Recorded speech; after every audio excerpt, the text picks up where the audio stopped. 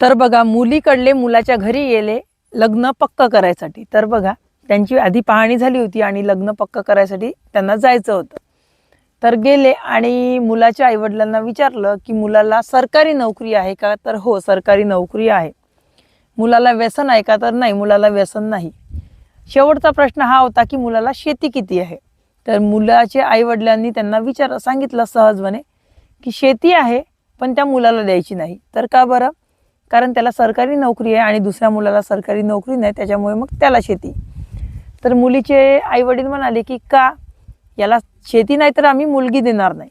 तर मग मुलाचे आईवडील म्हणाले की शेती नाही म्हणून तुम्ही मुलगी त्याला देणार नाही का? मग दुसरा मुलगा आमचा शेतीवाला आहे तर त्यालाच द्या. तर ते मुलीचे आईवडील म्हणाले की नाही, त्यालाही नाही. तर मग पाहिजे का? तर नाही, दोन्हीही पाहिजे.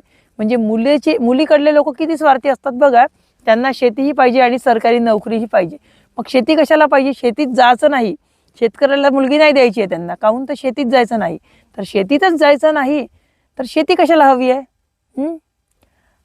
या ठिकाणी प्रश्न उद्भवला आहे. या समाजामध्ये शेती तर हवी आहे, पण मुलगी ही शेतात जाणार नाही. फक्त प्रॉपर्टी म्हणून ठेवायसाठी शेती हवी आहे का?